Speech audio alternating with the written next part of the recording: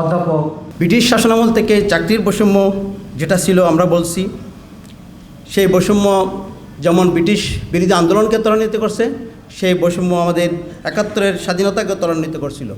কিন্তু স্বাধীনতা উত্তর বাংলাদেশের কোনো সমাধান হয়নি, বরং বিগত ১৬ বছরের যে বিতাড়িত ফ্যাসিস্ট সরকার সরকারি চাকরিসহ বিভিন্ন ক্ষেত্রে এক বৈষম্যের শিকার করে নিয়ে আসছিল, যেটা আমরা স্পষ্টত দেখতে পাই কোটার বিরোধী আন্দোলনের যে প্রতিফলন, যেখান থেকে আমাদের এই ফ্যাসিস্ট সরকারের পতন হয়েছে।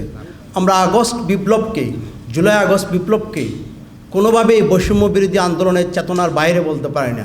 এটা ছিল আমাদের একটি বৈষম্যহীন শোষণহীন সমাজ তৈরি করার একটা পাথেয়, এবং সে পাথেয়কে আমরা এখন কাজে লাগাতে চাই একটি বৈষম্যমুক্ত সমাজ গঠনের জন্য। বৈষম্যের স্বরূপ যদি আমরা চিন্তা করি, সেটা যখন কাউকে জাতি, ধর্ম, বর্ণ, নারী পুরুষ কিংবা ব্যক্তিগত জীবনাচার, শারীরিক সক্ষমতা কিংবা রাজনৈতিক পরিচয়ের ভিত্তিতে বিবেচিত করা হয় এবং তার প্রাপ্য অধিকার থেকে বঞ্চিত করা হয়, তখনই মানুষ বৈষম্যের শিকার হয়।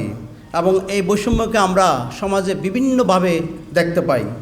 যুবক শ্রেণী তাদের রক্তের বিনিময়ে, প্রাণের বিনিময়ে আমরা এই নতুন দেশ পেয়েছি। নতুন দেশ আমি এই জন্য বললাম যে দেশ তো পেয়েছি 71-এ, কিন্তু এটার জন্য আবার নতুন স্বাধীনতা, যেন নতুন দেশ, নতুন বৈষম্যহীন দেশের প্রত্যয়ে আমাদের এই নতুন দেশ, সেই জন্য নতুন দেশ আমি বললাম। আন্তঃক্যাডার যে বৈষম্য, সেটা নিয়ে খুব জোরে সোরে কথাবার্তা হচ্ছে। 26টা ক্যাডারের মধ্যে 25টা ক্যাডার বৈষম্যের শিকার দাবি করে বিভিন্ন আন্দোলনে আমরাও সেখানে কথা বলেছি বিভিন্ন দৃষ্টিকোণ থেকে। কিন্তু একটা জিনিস আমরা হয়তো উপলব্ধি করতে পারছি যে এই বৈষম্য থাকাটা আসলে আমাদের দেশের উন্নতির পক্ষে অন্তরায়।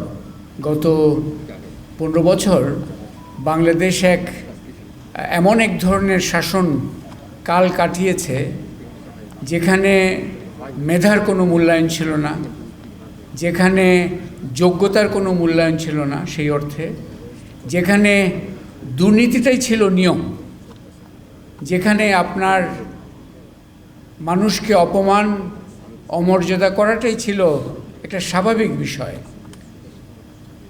আমরা সেই আমাদের শুধুমাত্র ছাত্রদের নয়, আমাদের যে কর্মজীবী বহু মানুষেরও আত্মদানের মাধ্যমে এই যে লাল জুলাই যেটা আমরা বলছি, অগাস্টের 5-এ সেটা চূড়ান্ত পর্যায়ে গেছে, কিন্তু এই লাল জুলাই আমাদেরকে একটা নতুন সুযোগ এবং সম্ভাবনার জায়গায় তৈরি করে দিয়েছে যে এই যেই কাঠামো মেধাকে মূল্যায়ন করে না, যে কাঠামো যোগ্যতাকে অপমান করে, তাকে বাদ দিয়ে নতুনভাবে কিভাবে দেশকে আমরা আরেকটা শুভ দিকে নিয়ে যেতে পারি।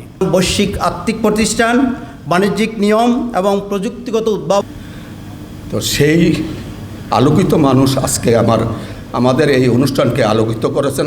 আহতদের জন্য সম্ভাবনা দিয়েছি, এবং যারা ডিগ্রি আর ডিপ্লোমা ইঞ্জিনিয়ার 1:5 বা 5:1 উল্টে গেল।